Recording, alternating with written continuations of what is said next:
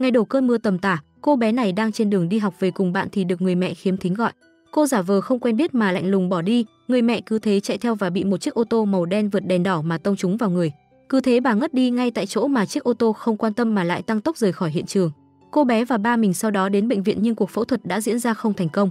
Dù đội ngũ y bác sĩ đã cố gắng hết sức, mẹ cô ấy vậy mà mất trong bệnh viện. Do không có máy quay ở đó nên các viên cảnh sát bất lực trước vụ án này. Nhưng trong lúc anh ta quay lưng rời đi thì cô bé lại nói mình đã nhìn thấy tất cả. Đúng vậy, bằng trí nhớ siêu phàm của mình trong một khoảnh khắc nhỏ cô đã nhớ được tên chiếc xe ấy. Mocheon 11A5897, xe màu đen có một người đàn ông đội mũ và một đứa bé trên đó. Thoáng chốc đã nhiều năm trôi qua kể từ cái ngày mưa định mệnh ấy, cha Su Yang giờ đã trưởng thành và là một nữ cảnh sát. Hôm nay cô có một phi vụ triệu đô, đó là hỗ trợ người dân đi bắt dê. Sau một hồi lăn lộn dưới bùn và nước đìa thì họ cũng thành công bắt được chú dê con. Xong việc, Su Yang lên xe trở về đồn cảnh sát với đôi giày toàn phân và phân khiến anh đồng nghiệp phàn nàn không ngớt lời. Được biết cảnh sát cha là con gái của người chủ bến câu cá. Theo lời của ông chú kia thì cô vẫn chưa tốt nghiệp ở trường, nhưng vì có một trí nhớ đáng kinh ngạc và thể chất đáng nể nên được đặc cách, nhưng phải thi tận 3 lần kỳ sát hạch mới làm được cảnh sát. Su Yang sau khi xong việc thì cũng về ăn cơm cùng với người bố khiếm thính của mình. Hôm nay do bận bịu quá mà cô quên luôn cả ngày sinh nhật của mẹ. Bỗng bố cô mở tivi lên thì có tin tức báo rằng người phụ nữ trẻ 20 tuổi đã bị mất tích ở Hwajeong, thành phố Mucheon. Bên ngoài trời đổ cơn mưa tầm tã, ông chú này đang làm việc thì lại thấy ai đó vứt đồ ở đằng kia. Ông tiến lại gần thì phát hiện ra trong chiếc vali có chứa xác người bên trong. Su Yang sau đó cùng đồng nghiệp tới hiện trường. Vì trời mưa to cô sợ sẽ thiêu hủy đi hết chứng cứ vì nơi này không có CCTV. Cô bước xuống chụp lại ảnh hiện trường nhưng không may trượt ngã đụng trúng vào vali khiến nó mở ra. Và bên trong là từng bộ phận người phụ nữ bị cắt ra từng mảnh. Nhìn cảnh tượng này khiến Su Yang hoảng hồn. Cảnh sát trưởng và đội điều tra pháp lý không lâu sau cũng đi tới đây. Su Yang liền bị quát mắng vì động vào việc của cảnh sát hình sự. Cô có chụp ảnh lại nhưng khi mở ra thì máy đã bị hỏng do khi nãy ngã xuống. Một chứng cứ quan trọng mà các viên cảnh sát tìm được đó là một viên kẹo bạc hạ được tên sát nhân để lại hiện trường. Sáng hôm sau, người của đội điều tra trung ương cũng đến hiện trường để xem tình hình. Vì Su Yang làm khùng làm điên nên cô đã bị khiển trách và bắt về viết bảng kiểm điểm. Trở về đồn cảnh sát, trong lúc đang suy nghĩ không biết nên viết gì thì cô vô tình đánh rơi cây viết xuống sàn. Nhờ vậy mà vô tình nghe được các viên cảnh sát điều tra đang bàn luận về hiện trường. Và họ đang rất căng não vì hiện trường ban đầu không được bảo lưu vì Su Yang. Lúc này cô cũng đi ra khỏi bàn và bảo mình vẫn nhớ toàn bộ hiện trường khi đó. Ông chú kia không muốn nghe cô nói linh ta linh tinh bảo cô rồi đi, nhưng cảnh sát điều tra trung ương Ha Yang lại muốn nghe lời cô nói. Su Yang bắt đầu miêu tả từng chi tiết của chiếc vali, sau đó là những xung quanh hiện trường lúc đó. Nghe xong các viên cảnh sát chỉ nghĩ cô bốc phét vì trời mưa to thì làm sao có thể nhớ hết được. Điện thoại sau đó được khôi phục, những hình ảnh cô chụp được khi ấy hiện lên. Lúc này các cảnh sát kia chỉ biết ngơ người, vì những chi tiết cô miêu tả dường như khớp hoàn toàn với hình ảnh chụp được hiện trường lúc đó. Nhờ vào trí nhớ siêu phàm của mình mà Su Yang từ một cảnh sát hèn mọn ở quê nhà giờ cô đã ở một cương vị khác với vài tháng trước. Giờ cô đã đường đường chính chính ngạo nghễ bước vào sảnh lớn của cảnh sát trung ương phố thị xa hoa. Su Yang ngơ ngác đi vào thì được cảnh sát ở đây gọi lại. Cô xuất trình thẻ cảnh sát của mình thì họ lại bảo cô chỉ là hàng pha ke. Mãi đến khi đội trưởng Ha Yang đi vào thì họ mới biết mình đắc tội nhầm người. Su Yang nhờ vậy mà cũng được một phen ngạo nghễ xách ba lô lên và rời đi trong sự ngơ ngác của hai thanh niên kia. Su Yang vào văn phòng căng thẳng vì sợ việc mình làm rối tung hiện trường sẽ bị khiển trách và đuổi việc. Nhưng đội trưởng Ha Yang không quan tâm việc đó mà chỉ quan tâm tới khả năng quan sát hơn người của cô. Đây gọi là picturing, năng lực lưu giữ, nhớ lại giống như chụp ảnh một khung cảnh nào đó. Điều kiện để Su Yang phát huy khả năng này đó là khi bị căng thẳng hoặc nhìn hoặc nghe những thứ kỳ lạ. Nghe xong những lời này thì đội trưởng liền chở Su Yang đi gặp một người nào đó, người mà không thể nói ra là đã gặp. Và việc Su Yang cần làm là nói lại toàn bộ hiện trường khi đó cho người này nghe. Đội trưởng biết cô từng xin vào đội điều tra trọng án, nếu lần này cô làm tốt thì rất có khả năng sẽ được nhận. Nói xong thì cô ấy cũng rời đi. Su Yang tiến vào nơi đây khá hoang vu và có một bảo vệ canh ở cửa. Sau hồi di chuyển qua nhiều thang máy thì cô cũng đã tới nơi cần đến. Tại đây có một người đàn ông kỳ lạ và anh ta là người đã kêu cảnh sát Ha Yang đưa cô đến đây. Chỉ cần nghe những tiếng bước chân là anh ta đã biết Su Yang là người sợ tiếp xúc với người lạ. Thường ngày hay tập thể dục, giày cao gót thì không thường xuyên đi, chân trái dài hơn chân phải 1 cm. Nghe tiếng động từ vải áo thì anh ta còn biết loại đồ cô đang mặc là đồ rẻ tiền. Giọng nói yếu ớt cùng đó là thiếu sự tự tin, không biết khi nào sẽ đối diện với nguy hiểm.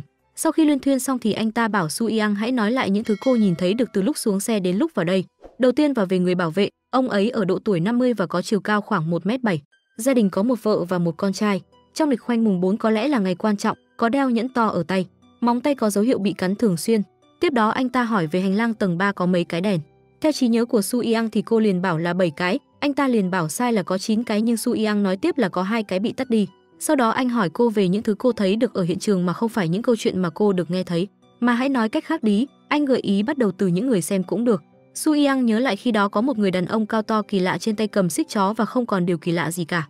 Anh ta bắt đầu khiển chiếc xe lăng bước ra ngoài ánh sáng mặt đối mặt với Su Yang. Anh bắt đầu đàm tiếu về khả năng ghi nhớ của Su Yang và bảo cô chỉ toàn nhớ những thứ vô nghĩa và bảo rằng đó là chứng tự kỷ ám thị. Có thể vì biến cố lúc nhỏ, cô hỏi anh biết gì về mình mà nói lắm thế. Điểm số thì thấp, khả năng quan sát cũng kém, rồi cười điệu cười đê tiện bảo có lẽ kinh nghiệm hẹn hò thì cũng chẳng có. Anh bảo cô làm cảnh sát ở quê là phù hợp rồi, chẳng qua không thích ở nông thôn mà lại muốn lên thành phố hoa lệ. Su Yang thì cũng đâu có vừa quý dị, anh chê tôi thì tôi cũng sẽ chê anh.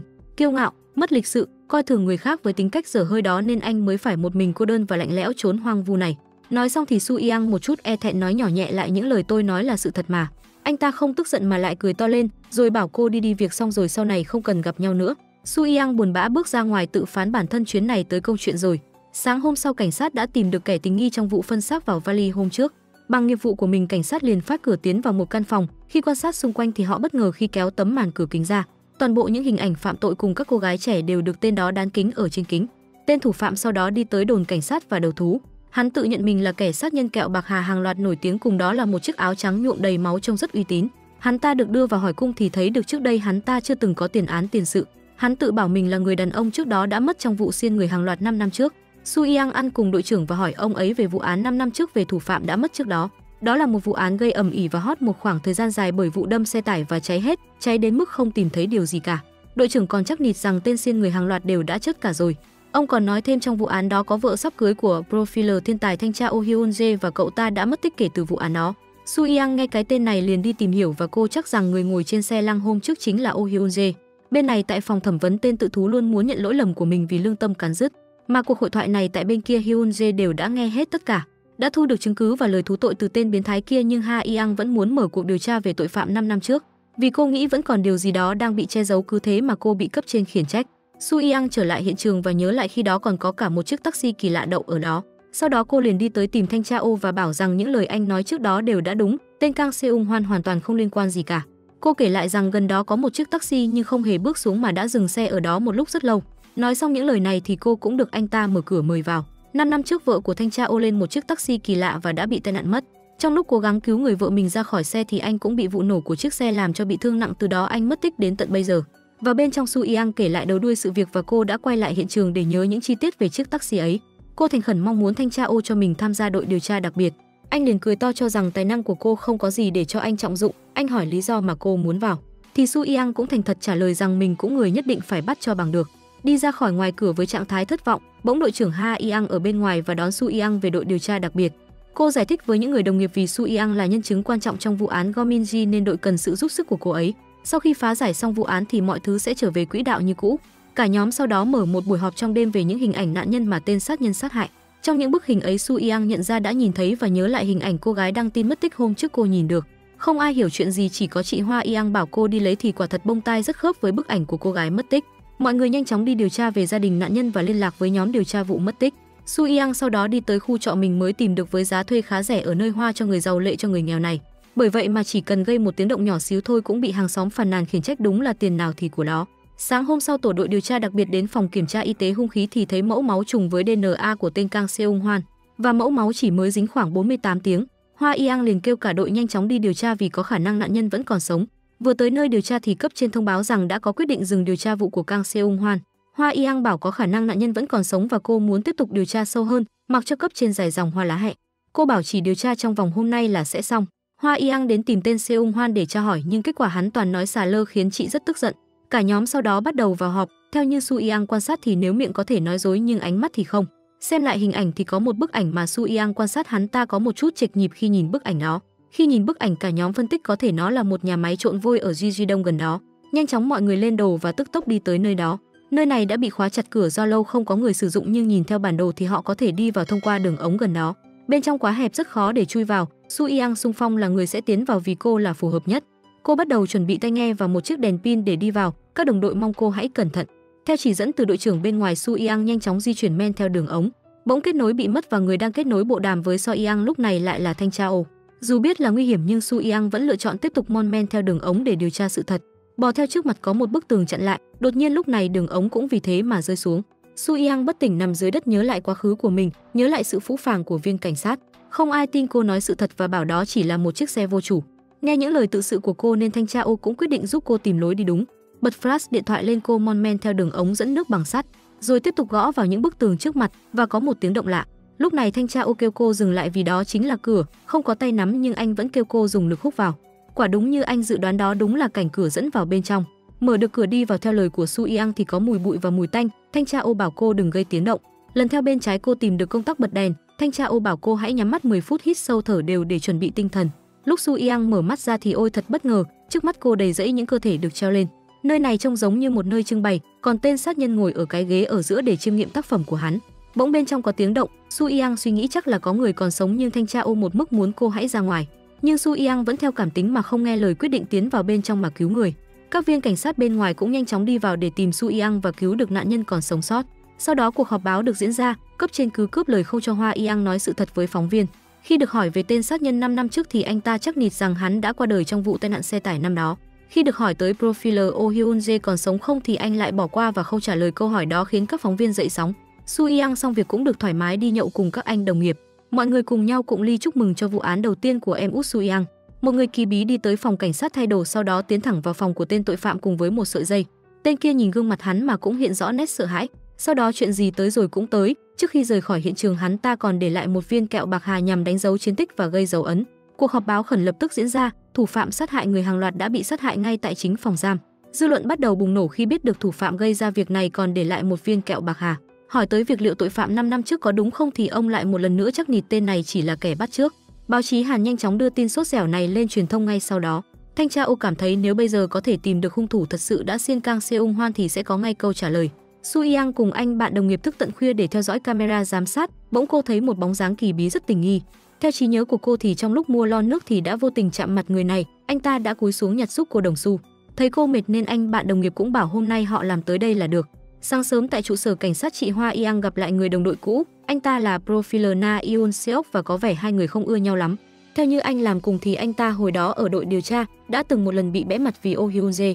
Anh ta cứ khẳng định một người vô tội là thủ phạm, ép người ta đến mức phải tự kết liễu đời mình. Tại công viên, cô gái này đang dẫn chú chó của mình đi dạo thì bỗng nó chạy đi lại chỗ một người đàn ông kỳ lạ. Anh ta bảo mình là bác sĩ thú y và có lẽ chú cún của cô gái đã bị bệnh, nhưng lúc anh ta rút tay lên áo thì lại có vết máu rất đáng ngờ. Đội điều tra đặc biệt bên này bắt đầu mở cuộc họp. Đội 1 vì để thủ phạm mất mạng nên họ bị điều xuống hỗ trợ cho đội khác làm vụ án này. Vì giờ đội 1 cũng là những người trong viện tình nghi sát hại thủ phạm. Chị Hoa Yang không nói gì nhưng sau khi họp xong thì chị bảo mọi người trong đội hãy cùng nhau tìm hung thủ trước. Cô gái ở công viên sau đó cũng đưa chú chó của mình đến phòng khám của tên bác sĩ thú y kia để khám. Khi luyên thuyên xong thì hắn ta đem nhốt chú chó vào lồng rồi bước vào một căn hầm bí mật. Tối đó cô gái đi lại đón chú chó của mình về nhà, vừa vào thì cô liền cảm thấy sự bất thường từ tên bác sĩ. Sau đó là hình ảnh cô lê lết trong một con ngõ để tìm người cứu giúp trong đêm khuya. Trong lúc cô chờ đợi sự cầu cứu thì tên bác sĩ đã cùng cây búa đi tới cho cô một phát vào đầu khiến cô ngã xuống đất ngay sau đó. Su Yang sau khi họp xong thì đến gặp thanh tra ô. Theo như anh thì Kang Seung Hoan có đồng phạm và có khả năng kẻ kết liễu đời hắn chính là đồng phạm, và chắc rằng kẻ đồng phạm cũng sẽ có mặt tại hiện trường. Nhưng cô không thể nhớ được điều gì cả. Thanh tra ô chỉ điểm giúp cô tập trung tinh thần nhớ lại không gian lúc đó. Quả nhiên lúc đi nhậu cùng anh em thì cô đã chạm mặt một kẻ kỳ lạ tầm khoảng 40 tuổi có thói quen lắc cổ. Trên mu bàn tay có vết bớt màu đen, có thể là bớt hoặc hình xăm. Anh ta còn cầm trên tay một cái ô màu đen. Nhớ lại hiện trường vụ cô gái trong vali hôm trước thì cô cũng đã từng chiếc ô này. Hắn ta ôm trong tay một con chó và người giữ sợi dây xích chó chính là Kang Seung Hoan. Nghe những thông tin này, thanh tra ô liền bảo cô hãy mau đến nhà của Kang Seung Hoan. Cô nhanh chóng di chuyển tới đó nhưng dường như manh mối đều đã mất hết mà còn lại toàn lại ảnh chân dung. Thanh tra ô nghe được tiếng động qua đàm thoại, cảm thấy ngoài Su Yang thì còn có một kẻ khác cũng đang ở căn phòng này. Không gian bắt đầu tĩnh lặng. Lúc Su Yang cảm nhận ra được sự hiện diện của hắn ta thì hắn cũng nhanh tay xô ngã tủ sách rồi chạy đi. Thanh tra ô chắc chắn hắn ta chạy đi sẽ để lại chứng cứ gì đó ở nơi này và cô cần phải tìm nhanh trước khi đội 2 đến. Khi tập trung tinh thần để tìm kiếm thì Su Yang phát hiện một bức ảnh chân dung tên Seung Hoan chụp cùng cún. Và trong chiếc kính xe hơi đã phản chiếu kẻ chụp cho hắn và chắc chắn đó chính là tên đồng phạm. Chị Hoa Yang cũng đến gặp thanh tra ô và giờ họ đã công nhận năng lực của cha Su Yang và đội của họ cần năng lực thú vị của cô. Sáng đến tổ đội điều tra đặc biệt cận lực làm việc, họ phát hiện ra một số kỳ lạ gọi cho Seung Hoan. Chị Hoan Yang gọi tới bảo bọn họ hãy điều tra những người có liên hệ với Seung Hoan là bác sĩ thú y.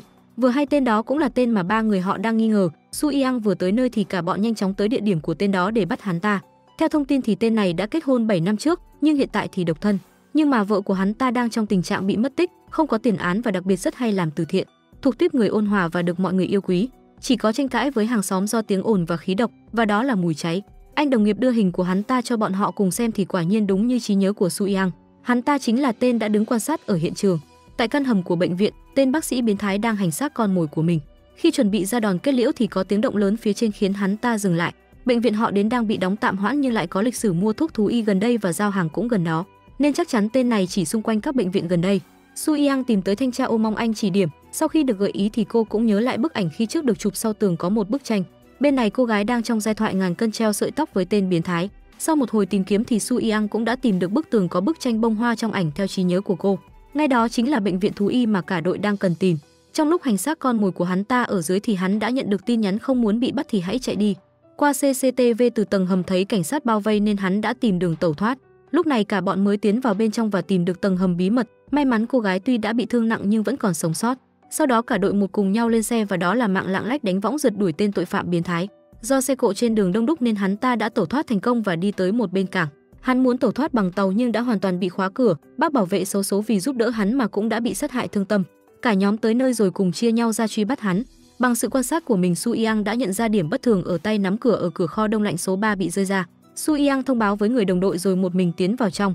Trong lúc sơ suất cô đã bị hắn ta đánh úp rồi kéo lê vào kho đông lạnh. Thanh tra Ô cũng nhanh chóng thông báo việc Su Yang đang gặp nguy hiểm đến cho chị Hoa Yang biết để ứng cứu. Trong lúc tên biến thái chuẩn bị kết thúc vai diễn của nữ chính thì bất ngờ có một chàng trai xuất hiện và đánh sáp lá cả với hắn ta. Cả nhóm một lúc nãy cũng đã tiến vào kho làm đá nơi Su Yang bị kéo vào, thấy cô nằm ngất lịm dưới đất mọi người nhanh chóng dìu cô ra. Lúc này nhóm 2 đội điều tra đặc biệt cũng tới nơi này để phỏng tay trên nhưng hoàn toàn không thu được gì cả. Sáng hôm sau xác của tên sát nhân đã bị phanh thây ra từng mảnh thành từng cục nước đá. Thanh tra Ô nghe báo tin này liền suy đoán chắc chắn trong kho lạnh có người khác và người đó biết chắc rằng Dung Chan-ku sẽ đến đó. Nhưng kẹo bạc hà thì lại không có ở vụ án lần này, nghĩ những điều này khiến anh cười một cách man dợ. Ngay đó truyền thông cũng bắt đầu đưa tin là Chan-ku mất do tai nạn trong kho lạnh. Một buổi họp diễn ra ở bộ cảnh sát toàn những viên chức cấp cao. Thủ phạm sát hại Kang Seung-hwan là Dung Chan-ku được phát hiện trong phòng đông lạnh. Theo kết quả điều tra không có điểm tình nghi. Cục trưởng muốn nhanh chóng đóng hồ sơ vụ án này. Chị Hoa Yang nêu ý kiến của mình vì vụ án lần này có khả năng là sát hại người hàng loạt. Nghe những lời khẳng định đanh thép từ chị nên cục trưởng cũng muốn cho chị tiếp tục điều tra vụ án này và chị sẽ chịu mọi trách nhiệm. Chị Hoa Yang sau đó còn xin cục trưởng một việc nữa. Su Yang đang dọn dẹp phòng cho mọi người ngăn nắp dù sao thì cũng là ngày cuối. Tuy chỉ trải qua vài ngày làm việc cùng nhau nhưng ai cũng có một chút buồn khi cô sắp phải quay về đơn vị của mình. Ngay đó cô liền được đội trưởng Hoang gọi lên tầng thượng để gặp riêng. Bất ngờ thay giờ cô không còn là thành viên giúp điều tra nữa mà sẽ chính thức thăng chức trở thành cảnh sát của đội điều tra đặc biệt. Cô vui vẻ đón nhận rồi khoác lên bộ quân phục rất oách xà lách. Đội cảnh sát điều tra đặc biệt cùng nhau chụp tấm ảnh kỷ niệm chào đón thành viên mới. Hai cảnh sát cấp cao có cuộc hẹn gặp mặt riêng, cảnh sát choi cho người đồng nghiệp xem thứ tìm thấy trong miệng của Dung Chan-ku. Và đó là một viên kẹo bạc hà. Việc này cũng giống như vụ cháy nổ 5 năm về trước. Đội trưởng Hoang vẫn chưa biết chuyện này và người bọn họ muốn giấu nhẹm đi chuyện này đến cuối cùng. Su Yang quay về căn trọ nhìn tấm ảnh gia đình, cô quyết tâm từ đây sẽ tìm được kẻ đã sát hại mẹ của cô rồi bỏ trốn. Tên bí ẩn sát hại cả hai tội phạm giết người hàng loạt đang đưa tầm ngắm của mình tới Na Eun Seok. Anh đồng nghiệp ở chi nhánh cũ đến gặp Su Yang rồi cả hai cùng nhau đi cà phê tán dóc tám chuyện giải tỏa nỗi lòng. Anh còn chu đáo tặng cho Su Yang một chiếc kính đen ngầu đét nhân dịp cô được thăng chức tới chi nhánh mới. Bên này Eun Seok trong lúc đi về thì luôn có cảm giác có người nào đó theo dõi. Sáng tới theo lời có đội trưởng thì hai thành viên ở đội 1 phải canh chừng bảo vệ cho tên Eun Seok. Họ vừa mới thả hồn một lúc thì quả nhiên có một thanh niên nào đó đi tới muốn sát hại Eun Seok. Cả bọn nhanh chóng đuổi theo, Su Yang đang đường quay lại cũng theo đó mà rượt theo. Trên đường đi cô quan sát thấy một chiếc cúc áo bị rớt ra trên bãi rác, nhờ vậy mà cô đã phát hiện ra thanh niên áo sọc chính là kẻ tình nghi. Hắn ta sau đó bị bắt về đồn, anh ta kể về uất ức của mình khi em gái của mình đã dừng cuộc chơi trong thời gian anh ta phạm tội, mà tất cả là do tên Eun Seok vu oan giá họa anh ta mà ra. Bên này tại buổi ký sách Eun Seok gặp một người bí ẩn, anh ta đến và hỏi Eun Seok về lời hứa năm xưa. Nếu như tên đó còn sống thì anh sẽ đánh cược bằng tính mạng của mình. Tại đồn cảnh sát họ đang tìm hiểu về bờ profile của Myung U bị kết 7 tội hình sự. Anh ta vừa ra tù vào tháng 2 sau khi bị bắt vì tội trộm cắp nghiêm trọng. Nhưng vì việc đó mà bà lão trong vụ đó mất mạng, anh ta khai mình chỉ trộm tiền chứ không cố ý mưu sát. Còn có một người em gái trong thời gian anh ta ở tù đã tự kết liễu đời mình. Còn viên kẹo bạc hà phát hiện trọng xe thì anh ta bảo mình chỉ cố ý để gây sợ hãi. Đột nhiên có đồ gửi đến văn phòng cảnh sát, là sách của Eun Seok viết gửi tới. Trong sách còn có ghi ngày viết ở đây là ngày mai khiến anh cảnh sát thấy tên này thật sự có vấn đề và ra vẻ thông minh. Thanh tra Ô cùng đội trưởng và Su Yang bàn luận về vụ án này. Anh thấy rằng rõ ràng kẹo bạc hạ trong miệng tên sát nhân bị sát hại có lẽ đã bị ai đó lấy ra. Anh liền nghĩ giám sát Choi chính là người tình nghi nhất vì nếu tên đó còn sống thì anh ta sẽ là người đau đầu nhất. Việc hắn ta đi hạ sát từng người như vậy cũng chính là thông điệp gửi tới cho thanh tra Ô. Anh chắc chắn rằng sẽ có nhiều người bị sát hại nữa và có lẽ tốc độ sẽ dần nhanh hơn. Người tiếp theo sẽ là Na Eun Seok. Lúc này Su Yang nhớ ra chữ ký và ngày viết ở quyển sách hôm qua được gửi đến là hai loại chữ khác nhau. Thanh tra Ô cảm thấy lần này tên kẹo bạc hạ sẽ sát hại ở nơi nhiều người để mọi người để có thể chứng kiến những gì hắn làm. Cả nhóm sau đó nhanh chóng đi tới buổi phát sóng trực tiếp của Na Eun Seok. Thanh tra Ô thông qua bộ đàm để nghe ngóng tình hình. Na Yoon Seok trả lời những câu hỏi từ fan trên màn hình. Anh ta lấy nước uống một ngụm thì phát hiện có viên kẹo bạc hà ngay dưới đó. Cả nhóm cảnh sát truy tìm hết cả buổi vẫn không thấy ai có dấu hiệu khả nghi. Nhưng vào ngay lúc giải lao, tên bạc hà đã bắt đầu hành động. Hắn điều khiển công tắc của sâu khấu để lòng một sợi dây vô hình kề ngay cổ Yoon Seok. Ngay khi vừa phát lại trực tiếp thì hắn lập tức ấn công tắc dùng dây siết lấy Yoon Seok, khiến mọi người ở hội trường hoang mang. Lúc họ nhận ra thì mọi thứ dường như đã quá muộn. Cảnh sát cũng rà soát hết khu vực xung quanh, chỉ có Su Yang nhận ra kẻ kỳ bí đang di chuyển đi. Cô chạy theo sau nhưng vẫn không thể theo kịp dấu chân của hắn ta. Truyền hình sau đó đưa tin profiler nổi tiếng giáo sư Na Yoon Seok đã bị sát hại. Hình ảnh của nạn nhân Na đã được truyền hình trực tiếp mà không kịp ngăn chặn. Anh đồng nghiệp Jimin trên đường đi làm về thấy Su Yang lên taxi nên đã tiện đường dõi theo và theo chân cô đến nơi mà Thanh Cha Oh sống. Bên trong, Thanh Cha Oh đang ngồi chill cùng ly rượu và tiếng nhạc du dương. Trong lúc anh đang thả hồn vào âm nhạc thì bỗng phía đằng sau tên bạc hà đã cầm sẵn trên tay sợi dây. Hắn bắt đầu lom rom tiến từng bước tới và siết lấy anh, cứ thế mặt anh đỏ rực lên vì không thở được. Cứ tưởng vai diễn của anh cứ thế là chấm hết, nào ngờ tất cả chỉ là mơ. Su Yang đến gặp anh muốn kể lại mọi thứ cô thấy nhưng anh lạnh lùng bảo không cần nữa, vì cô đã ở hiện trường mà lại không tìm được hắn ta. Su Yang quay bước rời đi thì Thanh Cha Oh cũng nhắc nhở cô hãy cẩn thận vì tên đó đã biết mặt của cô. Khi về được chị Hoa Yang đèo đi nhậu mượn rượu giải sầu, giải tỏa đi hết những phiền muộn chất chứa trong lòng của cả hai.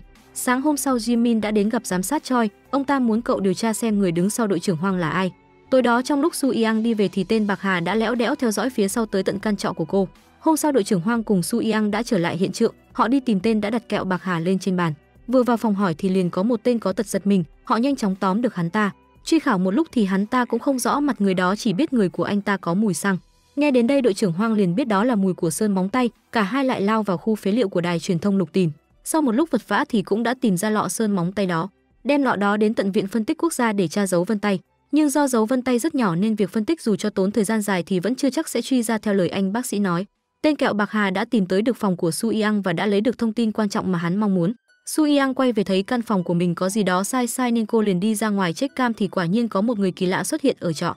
Bác sĩ Han đến gặp Thanh Cha Oh và cho anh nhiều lời khuyên, cũng đó dặn anh hãy cẩn thận, anh cũng là người chăm sóc cho Thanh Cha Oh 5 năm qua. Khi anh ta lên xe quay về thì có một người nào đó bên ngoài đã theo dõi hết quá trình này. Quả nhiên ngày hôm sau đối tượng mà hắn ta nhắm đến chính là vị bác sĩ Han ấy. Dù Thanh Cha Oh đã nhận biết và báo trước nhưng mọi thứ đã quá muộn. Su Yang trong lúc đi thang máy cùng tên bạc hà đã thấy điểm bất thường, cô đã theo dõi hắn ta, nhưng đến nơi thì chỉ còn thân xác của vị bác sĩ nằm hấp hối trên sàn. Đội trưởng Hoang sau đó liền tới đón Su Yang, cả hai tức tốc đi tới chỗ của Thanh Cha Oh vì chắc rằng tên đó đang tiến đến nơi này. Cuối cùng sau 5 năm thì hắn ta cũng đã gặp lại Thanh Cha Oh. Hắn ta cứ như đang vờn với con mồi của mình, Thanh Cha Oh thì phải lái xe lăng tìm cách câu thời gian. Hắn cũng tiết lộ việc hắn ta tìm được tới đây một phần là nhờ vào công ơn lớn lao đến từ Su Yang. Đang lúc hắn ta nghĩ rằng phần thắng chắc chắn sẽ nghiêng về mình thì bất ngờ chưa thằng khốn, anh đây không có bị liệt hay mù gì cả. Cảnh sát khi đến nhà riêng thì cũng đã thấy một cái xác đang bị thối rữa ở bên trong căn nhà. Bên này cả hai lao vào nhau, Thanh Cha Oh ao trình hoàn toàn tên này, anh đá hắn xuống đất sau đó đấm liên tục vào mặt hắn ta.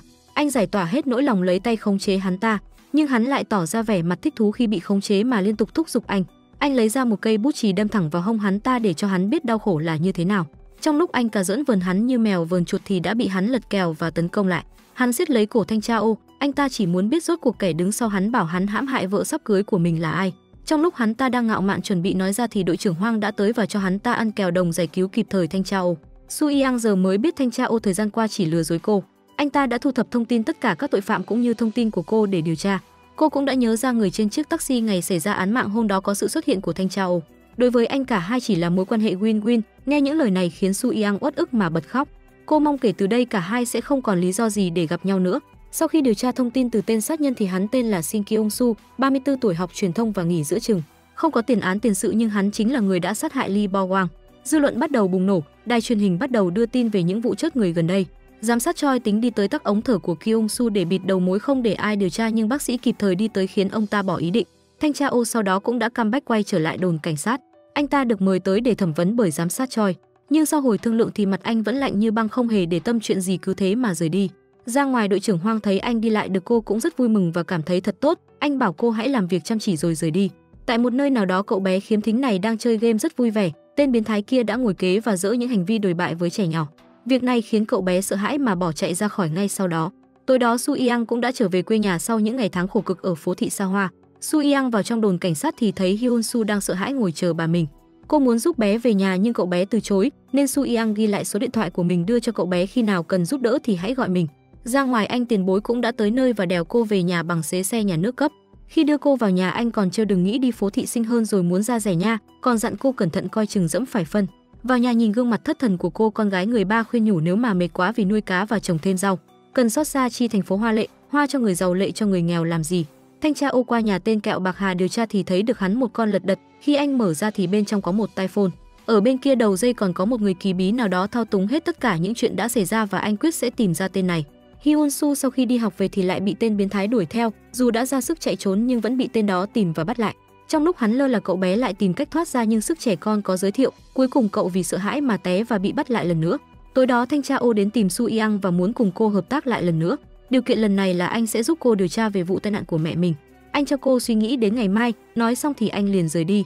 Sáng đến Su Yang đến đồn cảnh sát thì thấy tin khẩn đăng cậu bé Hyun Soo cô gặp hôm trước đã bị bắt cóc. Cả nhóm cảnh sát tìm được nhà của tên tình nghi nhưng hắn ta đã bỏ trốn cùng Hyun Soo. Cảnh sát sau đó tìm được xe của hắn ta ở chân núi, Su Yang cũng nhanh chóng tới đây. Vào lúc ngàn cân treo sợi tóc này, cô quyết định hợp tác lại với thanh tra ô và cô mong anh giúp cô trong vụ này. Hyun Soo ở trên núi chạy với chiếc giày đã rơi, cậu bé núp vào một căn nhà hoang trên núi vì chân đau nhưng tên biến thái đã tìm thấy và bắt cậu. Tại đồn cảnh sát Mucheon, giám sát Choi đang tận dụng vụ bắt cóc để lấp liếm đi vụ án của Lee Bo Wang. Cậu bé đã mất tích 2 ngày, nếu tìm không ra thì sẽ bị dư luận chỉ trích vì đã huy động lực lượng lớn cảnh sát tham gia. Vì thế nên giám sát Choi đã giao vụ này cho đội trưởng Hoang, nếu có gì bất trắc thì ông ta tiện đường đẩy cô ta đi luôn. Đội trưởng Hoang nghe tin thì cũng cùng đồng đội của mình gấp rút đi giải quyết. Su Yang cũng đã tới đón thanh tra ô và cùng anh đi điều tra tung tích của cậu bé. Đi ngược về phía trường học của Hyun Soo vì nếu gặp tên kia ở đầu thì cậu bé sẽ chạy hướng ngược lại. Quả nhiên ở gần đó họ tìm được con quay mà Hyun Soo đánh rơi. Theo thanh tra ô giờ họ cần đến nhà của tên biến thái nhanh nhất có thể vì vụ án bắt cóc trẻ em chính là đấu tranh với thời gian. Đội trưởng Hoang đến xem profile của tên bắt cóc. No Sang Chun 36 tuổi, đã từng bị tình nghi quấy rối trẻ em, từng bị điều tra và thi hành án. Hắn cũng từng bị điều tra về việc trẻ em mất tích 3 năm trước nhưng có chứng cứ ngoại phạm mà thoát tội. Thanh tra ô đến nhà của tên biến thái quan sát một lúc liền nhận ra tên này mắc hội chứng biến thái chỉ thích trẻ em. Anh thấy có một hộp thuốc bổ khớp nên suy đoán tên này có thể bị bệnh viêm khớp nên không thể leo núi được. Giờ hiện họ cần phải nhanh tìm vì sức chịu đựng của một đứa trẻ chỉ có thể chịu đựng được 36 tiếng. Thanh tra ô kêu cô nhớ lại hiện trường ở chân núi thì phát hiện nơi đó ngoại những chứng cứ bình thường thì còn có lông vịt. Nghe tới đây thanh tra ô liền kêu cô chạy đến nhà máy sản xuất chăn ở gần ngọn đồi vì ngoài tên No Sang Chun ra thì còn một người khác nữa. Bên đội trưởng Hoang cũng được thanh tra ô gửi tin nhắn địa điểm cần đến cho cô.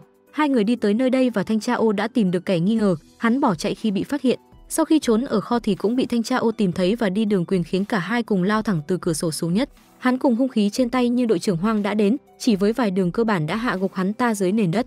Khi được hỏi tới thì hắn ta bảo tên đó đã chết rồi và hắn chỉ phụng sự chôn cất. Nghe những lời này khiến mắt Su Yang ngấn lệ. Mọi người theo địa điểm hắn chỉ cùng nhau đào dưới nền đất lên, quả nhiên là có người được chôn bên dưới nhưng đó lại là No Sang Chun. Hyun Soo đã tỉnh lại ở một nơi nào đó, cậu bé định điện cầu cứu nhưng đã bị người bắt cóc cắt bỏ dây liên lạc. 49 giờ trôi qua kể từ lúc Hyun Soo bị bắt cóc. Thanh tra ô cảm giác còn có người thứ ba nữa ở trong vụ án này. Khi hỏi về tên bị bắt Park Jung U thì Su Yang cho biết hắn không chịu khai gì cả cho đến khi có luật sư biện hộ đến. Lúc này thanh tra ô thấy có cái gì đó sai sai bay ơi, làm công nhân mà lại có luật sư biện hộ. Bên này Hyun Soo đang sợ sệt bởi bà cô bắt cóc mình, bà ta chính là luật sư và cũng chính là người đã gây tai nạn lên xe của Na Sang Chun.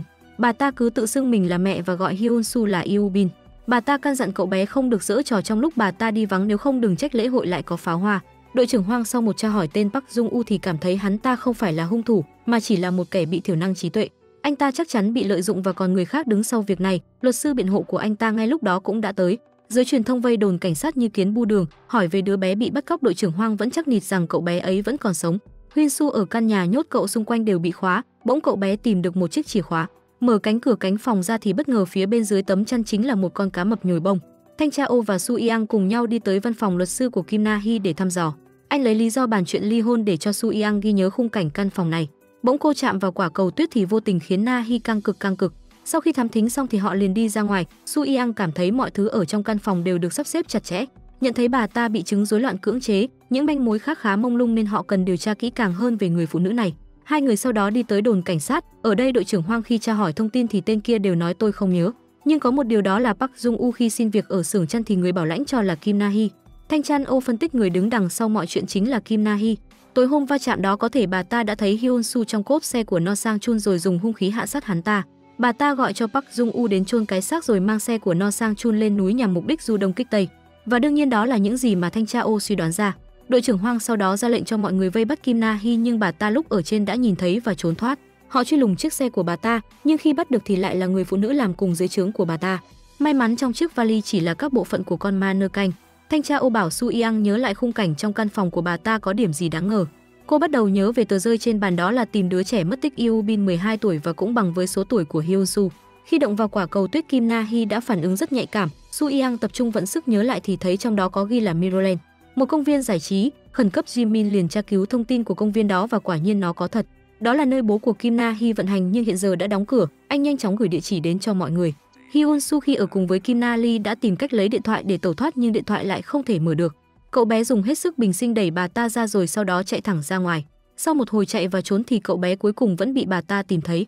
Cảnh sát sau đó cũng đã đến hiện trường để tìm Hyun Soo. Hyun Soo chạy khỏi sự truy bắt của bà ta nhưng cũng không thể tránh khỏi. Cậu quỳ xuống van xin khóc lóc. Bà ta bảo rằng chỉ cần con là Yoo Bin thì làm bất cứ điều gì thì bà ta cũng sẽ chấp thuận và sẽ bảo vệ con khỏi đám người xấu ngoài kia. Su Yang sau một hồi tìm kiếm xung quanh thì đã thấy được bé Hyun Soo bị trói trên chiếc rơi. Trong lúc lo lắng cởi trói cho cậu bé thì phía sau Kim Na Lee đã cầm sẵn một cây cờ lê chuẩn bị tấn công cô. Hyun Soo ra hiệu nên cô đã có thể tránh được đòn tấn công bất ngờ từ phía sau. Bà ta nổi cơn phẫn nộ muốn đánh Su Yang để giành lấy Hyun Soo về. May mắn thanh tra Ô đã xuất hiện kịp thời và ngăn tình huống xấu đó xảy ra.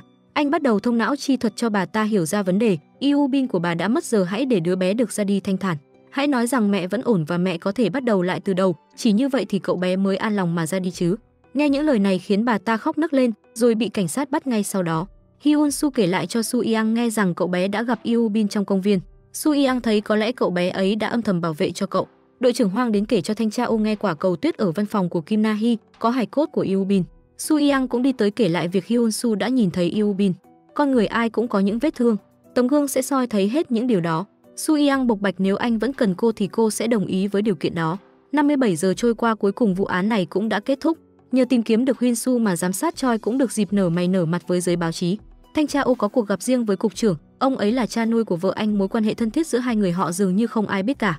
Là người bạn thân thiết của cha cô ấy, trước khi cha cô ấy qua đời ông đã thề sẽ chăm sóc con gái của cậu thật tốt. Ông bảo thanh tra Ô đừng nên suy nghĩ nhiều mà hãy quay lại làm việc đi. Anh quyết định bắt đầu lại để có thể tìm ra được kẻ đứng sau mọi chuyện bất bình trong quá khứ. Tại đồn cảnh sát 2 cấp trên hoang mang khi thanh tra Ô trở lại, họ không ngờ rằng anh ta lại quen tay to mặt lớn như vậy.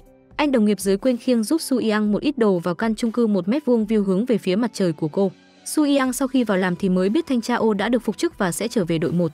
Tối đó tại phố Trung Hoa ở Hagondong, có một chàng trai đang đi chụp ảnh nơi này thì bắt gặp cảnh tượng man dợ. Một người đội chiếc mũ mô tô đang đánh nhau và tiêm chất gì đó vào tên kia khiến hắn mất mạng ngay tại chỗ. Cảnh sát sau đó liền tới hiện trường, nạn nhân là đại ca thứ hai trong nhóm côn đồ Shin-won. Gần đó trong lúc thanh tra Ô đang trên đường đi tới hiện trường thì cũng bắt gặp một người mất mạng giống như nạn nhân ở công trường. Cả hai đều có điểm chung là vết tiêm ở sau tai trái. Anh chàng chụp ảnh thấy cảnh tượng này liền bỏ đi, bỗng bị một đám giang hồ đuổi bắt nhưng anh đã tẩu thoát được và an toàn về nhà của mình. Sáng hôm sau đội 1 bắt đầu phân tích về cuộc xung đột giữa băng nhóm Gu-won và Shin-won. Cả hai nạn nhân đều bị chảy máu đến mất đi sự sống là do chất clotalotoxin có trong rắn lục. Hiện tại nghi phạm có nhiều điểm đáng ngờ nhất là HT-Sik, đầu lĩnh của băng Gu-won. Băng Shin-won đã bành trướng thế lực dữ dội đe dọa lên băng nhóm của họ, nên dường như đây là động thái phạm tội của HT-Sik để ngăn chặn chuyện đó. Bên này thanh tra Ô và Su Yang đang cùng nhau đi tới nhà trinh thám lừng danh. Vừa vào thanh tra Ô đã phải vận động tay chân vì tên đàn em ở ngoài không biết điều. Vào trong anh hỏi tên giám đốc ở đây về những việc hắn biết, hắn chia sẻ vốn hai kẻ bị sát hại kia là thành viên trong băng Gu-won. Sau đó họ phản bội và gia nhập vào Shin-won. Giám đốc nơi này cũng cảm thấy làm lạ khi cuộc chiến ban phái lần này lại rất yên bình. Bên đồn cảnh sát bỗng có cuộc điện thoại đến thông báo HT-Sik đang đến để tự thú. Nhưng khi bị thẩm vấn thì ông ấy chỉ muốn tiết lộ mọi chuyện cho thanh tra Ô nghe. Ngay sau đó thanh tra Ô liền được gọi đến nơi đây để thẩm vấn T-Sik. Ông ta lúc này chỉ muốn bị bắt và kêu họ hãy tới văn phòng tìm chứng cứ. Quả nhiên khi tới văn phòng của ông ta thì đã có chứng cứ ông ta phạm tội.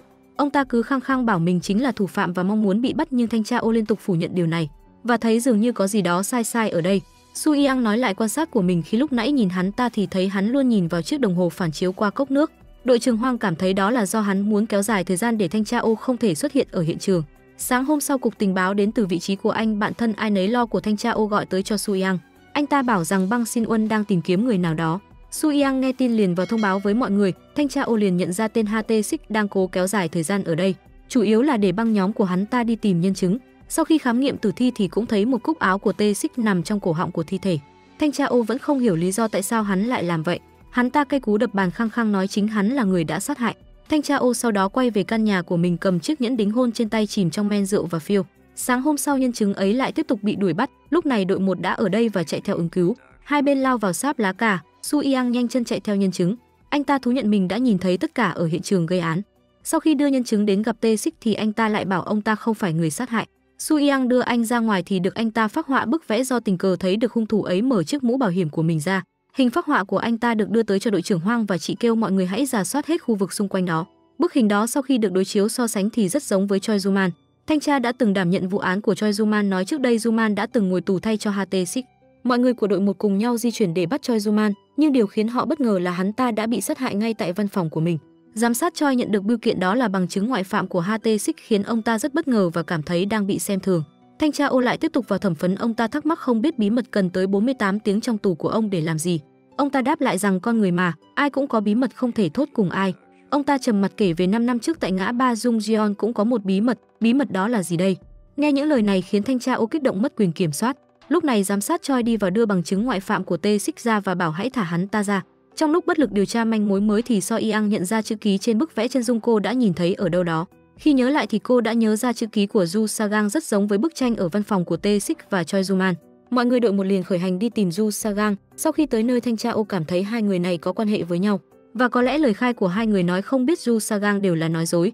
Tại phòng vẽ tranh của Ju Sagang, ở cuối mỗi chữ ký đều có một chữ cái, nếu ghép chung với hai bức tranh ở văn phòng thì sẽ có được chữ Father. Ngoài ra những hình vẽ trong bức tranh rất giống các nạn nhân đã bị sát hại. Và bức vẽ cuối cùng theo như thanh tra Ô suy đoán thì đó chính là Tae-sik. Cả bọn tức tốc chạy tới một công ty bỏ hoang do CCTV đã dò sát thấy được. Tại đây tên đội mũ đen và Ju Sagang đang bắt Tae-sik. Sagang khóc lóc xin tên mũ đen hãy tha cho ông ấy vì dù sao ông ta cũng là bố của cậu. Hắn ta nghe sự yếu đuối từ cậu liền ra sức đánh đập, sau đó kể về việc mẹ cậu mất là do ông ta làm. Năm 2004 đã phát hiện một phụ nữ gốc Hàn mất trong container vì nghẹt thở. Lúc đó Ju Sagang 5 tuổi và sống sót. Cậu ta đã lên kế hoạch để trả thù cho mẹ, còn Tae-sik thì lại cố ngụy tạo chứng cứ để con trai của ông ta rời khỏi đây. Tae-sik bị treo lơ lửng khóc lóc cầu xin tên đội mũ đen đừng đụng tới con trai của ông. Cảnh sát lúc này cũng đã đến nơi đây. Khi nhìn vào logo trên tường, Su Yang nhớ ra bức vẽ Sagang có vẽ thứ này, cùng đó là hình ảnh người đàn ông bị treo ngược cùng ký hiệu W91. Khi quay ngược lại thì chính là M16, theo suy đoán thì chắc chắn họ đang ở khu M. Sau hồi tìm kiếm thì họ đã tìm ra khu nhà M, nhưng tất cả đã quá muộn, Ha Tae-sik đã bị mất mạng. Tên đội mũ đen bị phát hiện, Su Yang ra sức đuổi theo hắn ta. Cô từng bước di chuyển trong màn đêm thì tên mũ đen lao ra tấn công bất ngờ. Cô đã cố gắng chống cự và lật kèo, trong lúc chuẩn bị rơi vào nguy hiểm thì đội trưởng Hoang xuất hiện kịp thời. Cả hai lao vào bắt đầu một màn so găng đầy căng thẳng. Cô đánh hắn ta ngất rồi mở chiếc mũ ra thì bất ngờ đó lại là Ju Sagang. Tae-sik trong lúc lìa đất xa trời thì đã nói bí mật thầm kín cho thanh tra Ô nghe. Trên đường bị giải đi thấy thi thể của bố mình, Sagang khóc thương không xiết. Thanh tra Ô bước ra và bảo rằng người đội mũ đen chính là một bản ngã khác mà Sagang tự tạo ra. Tae-sik nhận tội chủ yếu là để có thời gian cho con trai ông kịp trốn ra nước ngoài. Su Yang cảm thấy thế gian này thứ nhìn thấy chưa chắc đã là sự thật. Thanh tra Ô liền đáp nói về vấn đề mà con người thật sự muốn nói, thì lúc đó mới có thể nhìn thấy được mọi thứ. Su Yang về nhà ghi chép lại những việc cần phải làm vào sổ ghi chú. Cầm thẻ nhân viên trên tay mà cô bất giác nhớ lại quá khứ khiến mắt cô ngấn lệ. Sáng đến, Su Yang đã đi tới một khu phế liệu cũ hỏi về nơi gọi là Strongest Engine. Cô hỏi ông lão muốn gặp tung tích của người từng làm ở đó. Ông lão cho biết cái chỗ đó giám đốc chốt rồi phá sản rồi. Ông ấy không muốn bị làm phiền. Su Yang bảo mình là cảnh sát thì ông mới nói mình chỉ đưa chìa khóa và không có tội gì cả. Cô kể lại quá khứ đầy đau thương của mình cho ông lão nghe. Nghe xong có lẽ ông đã đồng cảm với cô phần nào. Tuy ông không có thông tin gì về chiếc xe đó nhưng ông xin thông tin liên lạc, nếu biết gì thì ông ấy sẽ gọi lại cho cô. Năm diễn ra tai nạn xe thương tâm ấy, vì để giữ cần câu cơm với tên cấp trên mà giám sát Choi tuy nhìn thấy mũ và áo của tên sát nhân, nhưng ông ta vẫn chọn tự tạo ra chứng cứ chứng minh hắn ta đã mất để giữ được chức quyền. Bên này thanh tra Ô nói cho đội trưởng Hoang nghe về chứng cứ mới 4789, dù có là gì thì anh quyết sẽ tìm cho bằng được. Sáng đến, vì ăn hôi công sức từ đồng đội mà giám sát Choi đã ngạo nghễ thăng lên chức trưởng phòng 2. Giờ ông đã ở một cương vị khác nên liền cất bảng tên cũ thay bảng tên mới trông rất chi là oách. Jimin sau đó đến gặp ông ta bắt đầu kể lể đủ thứ chuyện rằng nhờ ông mà Jimin mới được học và trở thành cảnh sát. Ông ta muốn cậu báo cáo hết những điều mà cậu biết ở đội 1 và về 4,7,8,9. Vừa lên chức trưởng phòng, Choi đã thể hiện uy quyền của mình khi giao tất cả vụ án chưa được giải quyết cho đội 1. Tại nhà vệ sinh nơi nào đó, đang có một kẻ điên miệng luôn liên thuyên về con số 4789. Thanh tra Ô một mình đi tìm hiểu về 4789, anh dẹp loạn cả một băng đảng hống hách thì thấy một tên kỳ lạ đã bỏ trốn. Anh liền tìm và bắt được tên đó. Khi hỏi về 4789 thì hắn chỉ được nghe qua chứ cũng không biết nó là gì. Bị anh hăm dọa nên hắn cũng đồng ý sẽ tìm hiểu về dãy số đó theo lời anh. Sáng hôm sau, cả đội 1 đã tất bật đi tới hiện trường vì vụ án mới. Tên nạn nhân là Shin Ju-yeong, 27 tuổi, không có người thân, là một nhân viên làm thêm ở cửa hàng tiện lợi, một người cần cù bù siêng năng. Trong những năm tháng anh ta làm thì đến cả một ngày nghỉ cũng không có. Nguyên nhân mất mạng có thể là do vũ khí thô sơ khi có 2 vết thương ở bên cạnh cổ. CCTV tại khu vực gây án gần đó có một chiếc xe đen rất khả nghi. Trưởng phòng Choi nóng giận khi thanh tra Ô đã nghỉ làm 3 ngày mà không có liên lạc gì với đội. Cả đội một làm việc đến tận tối khuya vì vụ án mới. Su Yang nhận thấy đã có nhiều vụ án giống như vậy trước kia. Cơ thể của các nạn nhân đó cũng đều được quấn keo, trên cổ cũng đều có vết cắt giống nhau. Su Yang đến tìm thanh tra Ô nhưng anh không có nơi này, dù vậy cô vẫn đọc bộ đàm kể lại chi tiết sự việc về vụ án cho anh nghe. Dù thế nào thì đội 1 vẫn còn được sự hỗ trợ đến từ anh để phá vụ án này. Sáng hôm sau cả đội 1 nói về một cô gái đã thoát khỏi sự truy bắt của tên sát nhân.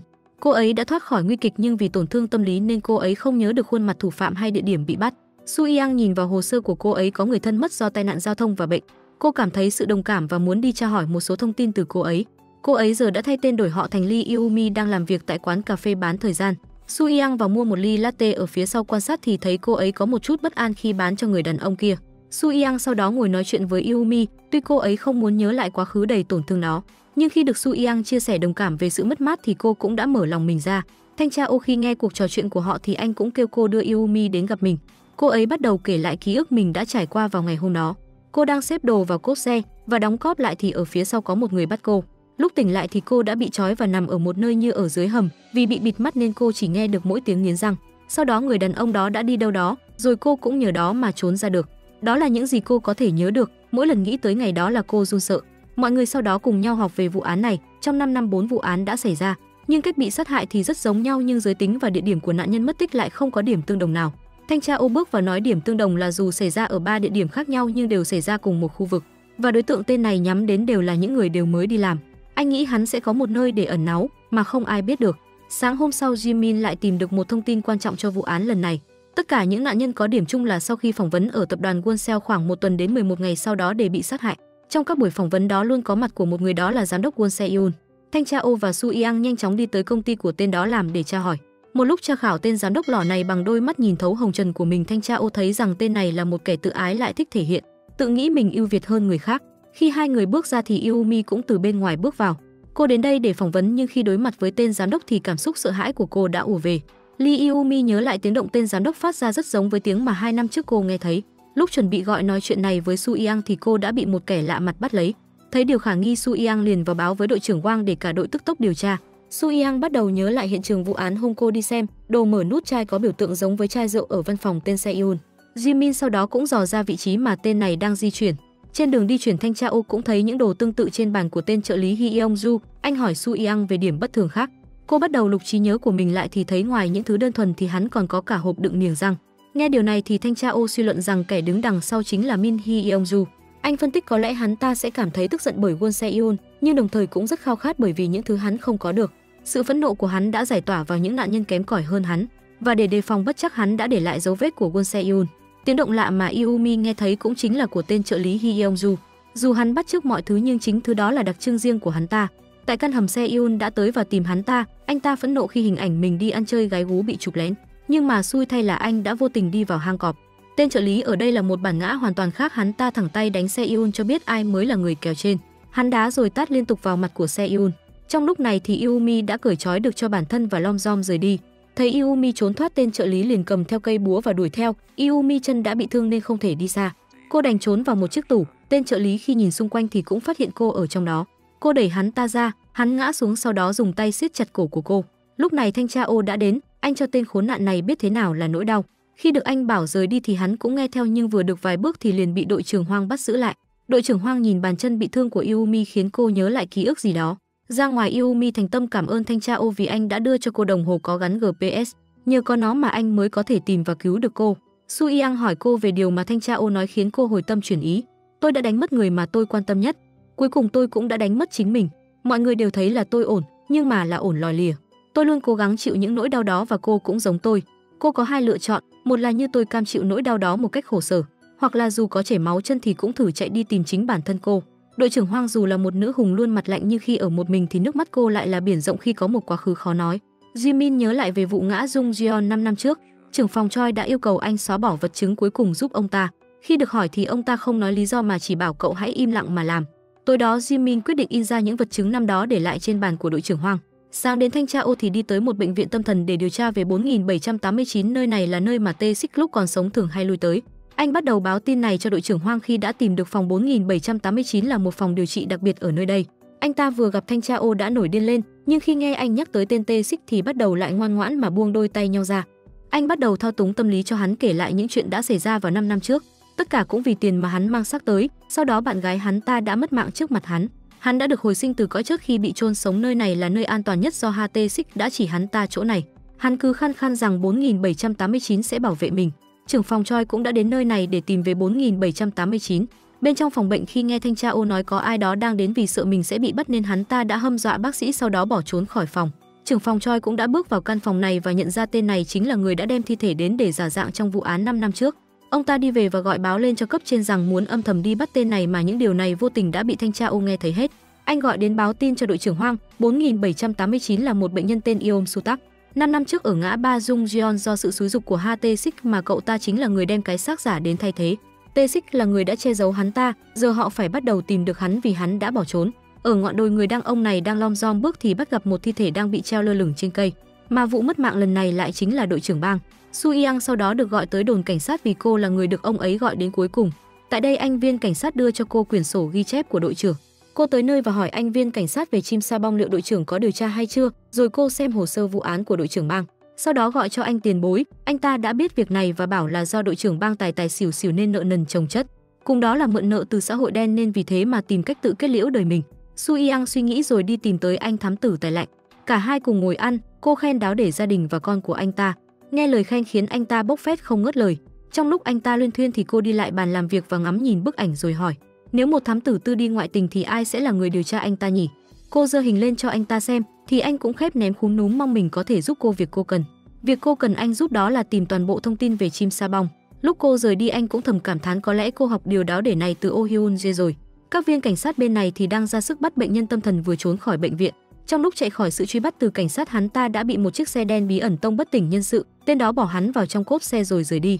Thanh tra Ô từ xa quan sát nhờ lại lời tên tâm thần nói về đô lắc, anh tìm trên chiếc smartphone thì thấy nơi đó gần đây. Su Yang bên này nhận được cuộc gọi từ anh thám tử về Chim Sa Bong, bà ta là Bong Jeonja.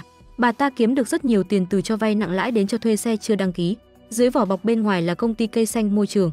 Cô vội vã chạy ra ngoài thì bị anh đồng nghiệp thanh tra Yang đuổi theo. Anh thấy trừ mình ra thì ai trong đội cũng bận rộn, dù là chuyện cá nhân đi chăng nữa thì chạy đi một mình cũng không đúng đâu. So Yang sau đó đến tìm bà Jeonja. Khi nhắc tới Strongest Engine, bà ta lại đơ mặt ra trả lời không biết, nhưng khi nhắc tới đội trưởng bang thì sắc mặt bà ta liền thay đổi. Su Yang nhìn thấy dây thừng buộc túi phân bón rất giống với dây thừng đã treo đội trưởng Yang. Khi hỏi về móng tay của bà sao lại bị sứt thì bà ta tỏ thái độ hung hăng, cầm kéo liên tục nhấp về phía Su Yang. Cô chống trả lại thì phía sau có một tên tấn công bất ngờ cô. Thanh tra Yang ngay đó cũng ứng cứu kịp thời vì thấy cô đi một mình nguy hiểm. Cả hai người sau đó liền bị cảnh sát giải đi vì tội uy hiếp cảnh sát. Su Yang mở từng thùng phân ra tìm sổ sách của nơi này. Trong cuốn sổ cho vay nặng lại có tên đội trưởng bang với số nợ hơn 200 triệu won. Rồi ngay đó là sổ ghi chép các công ty cho thuê xe hơi. Su Yang lật từng trang và thấy được dòng chữ Mucheon 11 A5897 người thuê mang tên Kim Sang Jiu. Cô ghi nhớ rồi liền di chuyển đi để lại sổ sách cho thanh tra Yang giải quyết. Thanh tra Ô thì hết ra hết số tức tốc đi tìm tung tích của kẻ mà anh muốn tìm. Tên đó đưa tên tâm thần vào sâu trong rừng, rồi dùng búa trực tiếp hạ sát hắn ta. Khi giải quyết xong, hắn còn để lại chiếc búa lại ở hiện trường. Đội trưởng Hoang và trưởng phòng Choi sau đó cũng tới nơi. Việc đội trưởng Hoang tìm được tới đây cũng là nhờ định vị mà thanh tra Ô đưa ra lúc đang truy bắt. Trưởng phòng Choi liền điện thông báo chuyện này cho cấp trên biết. Su Yang thì mon men đi tới nhà của tên năm xưa tông mẹ của mình. Cuối cùng sau 20 năm dòng dã tìm kiếm, cô đã tìm được kẻ khiến mẹ mình qua đời mà bỏ chạy. Cô kể cho ông ta nghe mọi chi tiết lúc đó và nó đều in sâu trong lòng cô ngần ấy năm. Khi nghe cô nói mình là cô con gái của người phụ nữ bị tông ấy thì ông ta liền ngã quỵ xuống. Ông ta nói chuyện đã trôi qua 20 năm thì mọi thứ đã kết thúc rồi, nhưng với một cô gái như Su Yang thì chuyện này chưa từng kết thúc. Cô làm cảnh sát đội điều tra đặc biệt chỉ là đội cái ngày này. Cái ngày được còng tay tên đã tông mẹ mình, ông ta khóc lóc thảm thương, ước gì lúc ấy người mất mạng là ông ta.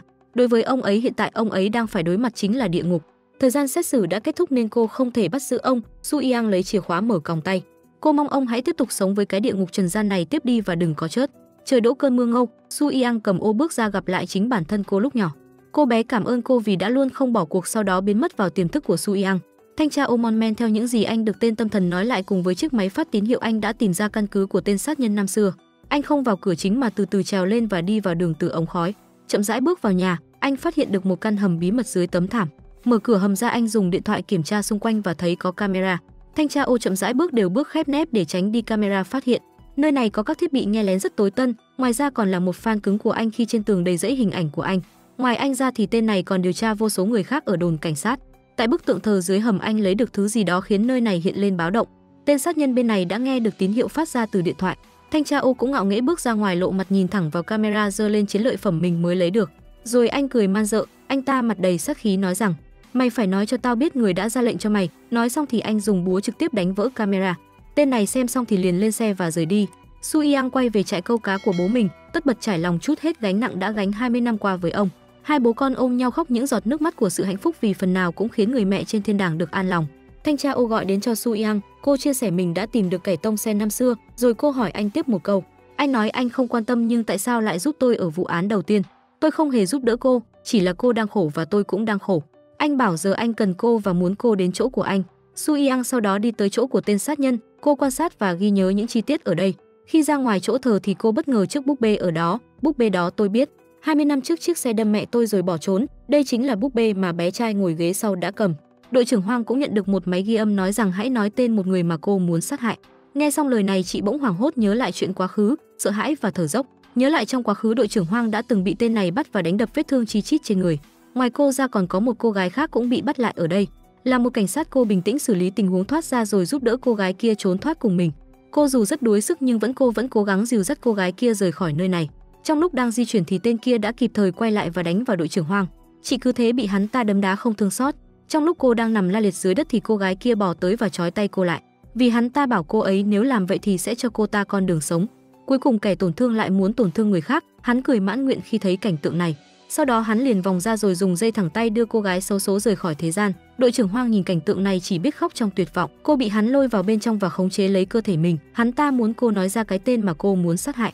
Trong lúc vùng vẫy giữa cái chết và sự sống, cô đã nói ra cái tên Oh Huynh, nhưng đó chưa phải là câu trả lời mà hắn ưng. Hắn lại tiếp tục siết mạnh muốn cô nói lại lần nữa. Lần này cô nói lên cái tên thân thiết nhất với mình. Han Isu cũng chính là hôn phu của thanh tra Ô. Nghe câu trả lời này hắn liền thả cô ra vì đó là thứ hắn mong muốn. Hắn trích thuốc đưa đội trưởng vào cơn mê. Khi tỉnh lại thì chị đã thấy mình ở trong xe.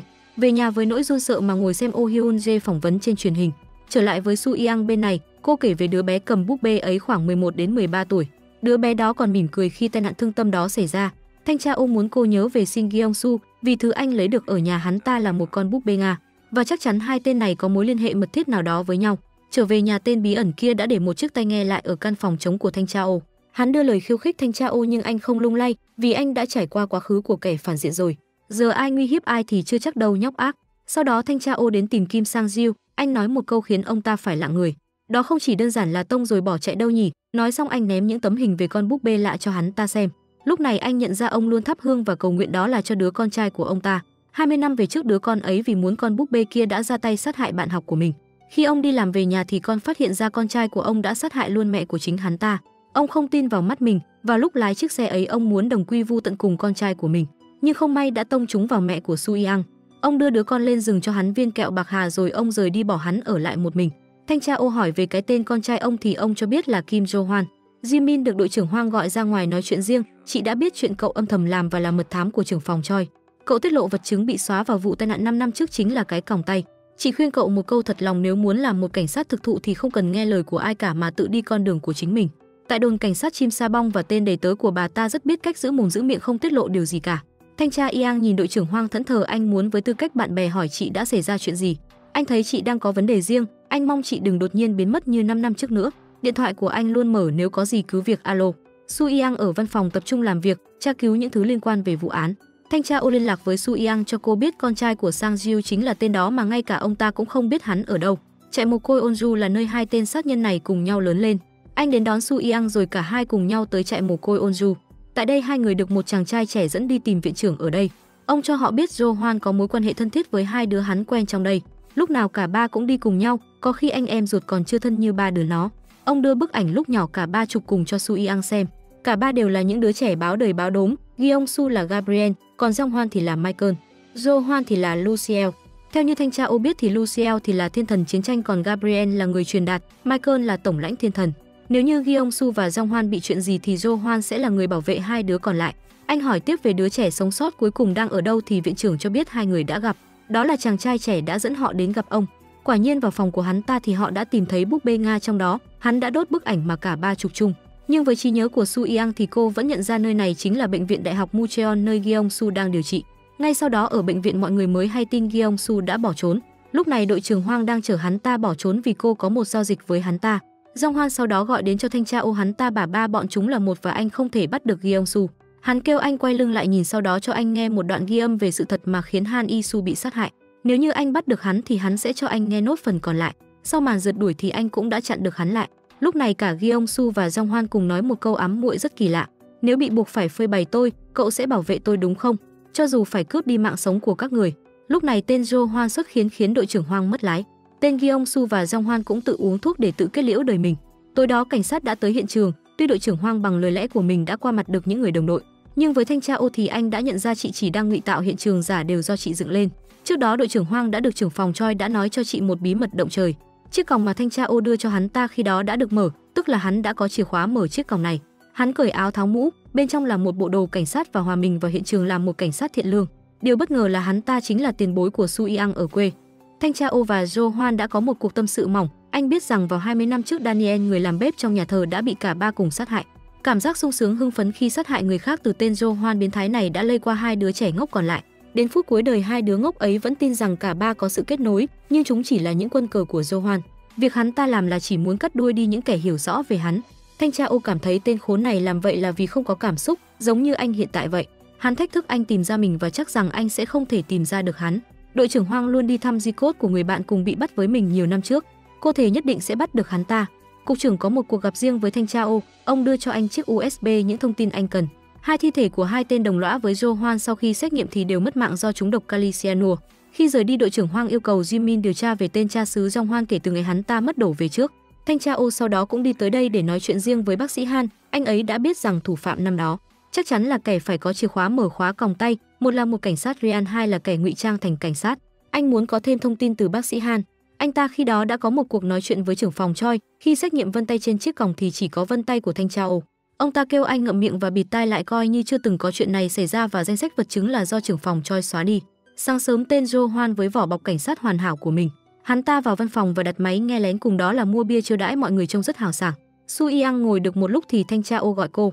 Thanh tra Yang cảm thấy kể từ lúc điều tra vụ Chim Sa Bong thì các việc mờ ám cứ liên tục xảy ra. Thanh tra ô cảm thấy ở vụ án của Chim Sa Bong có xuất hiện tên Bang Ki Giang và Kim Sang Jiu, anh bảo cô hãy điều tra kỹ về việc này. Được thanh tra ô chỉ điểm, Su Yang cuối cùng cũng đã khiến bà Bong Jeon ra mở miệng. Bà ta run sợ bảo mình đã nghe được những âm thanh kỳ lạ, còn người chứng kiến cảnh đó là Kim Jong Su. Jong Su sau đó được đưa vào thẩm vấn, hắn kể lại mình đã xiên Park Chun Jiu, chợt nhận ra là mình đã để quên tiền mua thuốc lá tại hiện trường, để tránh bị phát hiện nên hắn đã quay lại. Hắn ta quan sát từ xa đã thấy đội trưởng bang đang lom rom đi tìm ai đó. Ông ta bị hắn đánh hạ, sau đó siết một sợi dây gì đó vào cổ. Hắn lấy ra chiếc búa với mục đích hù dọa. Đội trưởng bang biết mình đánh tay còn thua, nói chi là gặp thằng có vũ khí, ông ra sức bỏ chạy. Nhưng đó là điều mà tên Jo Hoan mong muốn, ông đã bị sợi dây ấy kéo lê trên nền đất. Trên đường bị kéo lê, ông đã gọi đến cho Su Yang, sau đó thì mọi thứ được sắp đặt giống như là một vụ chán đời tự kết liễu đời mình. Thanh tra ô suy luận vụ án này chính là cảnh sát gây ra, một con chuột đang ẩn nấp trong sở cảnh sát này. Thanh tra đến tìm trưởng phòng Choi vì đã có người tố cáo ông ta ngụy tạo chứng cứ trong vụ án kẹo bạc hà. Trưởng phòng Choi liền đi tới tìm người bạn thân ai nấy lo sở trưởng Park. Ông ta nói trưởng phòng Choi hãy gánh hết trách nhiệm chứ ông không thể đồng quy vu tận được. Trưởng phòng Choi quyết định sẽ tìm ra tên hung thủ năm ấy và thủ tiêu hắn ta coi như chưa từng có chuyện gì xảy ra. Trưởng phòng Choi mở kết sắt lấy ra chiếc còng tay năm xưa, theo lời bác sĩ Han với máy móc hiện đại nhưng giờ thì có thể. Ông ta đem chiếc còng số 8 xuống cho bác sĩ Han và mong anh ta hãy tìm gấp trong một ngày. Tối đó cuộc nói chuyện khoanh vùng của đội trưởng Hoang và Jimin, tất cả kế hoạch tuyệt hảo đã bị Jo Hoan nghe thấy hết. Sau khi thấy trưởng phòng Choi hối thúc mình phải tìm bằng được hung thủ, đội trưởng Hoang liền cảm thấy điều bất thường. Cô gọi Jimin đến phòng mình rồi bảo cậu ta hãy tìm hiểu điều đáng nghi của trưởng phòng Choi. Jo Hoan nghe hết cuộc đối thoại ấy tự nghĩ không biết điều mà trưởng phòng Choi nói là gì. Sáng hôm sau, các viên cảnh sát đã khoanh vùng và lấy mẫu tóc nhằm xét nghiệm DNA. Jo Hoan gọi về cho tiền bối là cùng thì hắn cũng đã biết được trưởng phòng Choi lấy mẫu tóc là để nhận diện ra hắn ta. Su Yang ở nhà cảm thấy rất kỳ lạ, những việc thanh tra ô làm không giống thường ngày. Anh ta đã công khai chi tiết những gì mình biết trước toàn thể mọi người. Khi cô đến gặp riêng anh ta thì thấy anh ta đã lau khẩu súng của mình rất kỹ càng.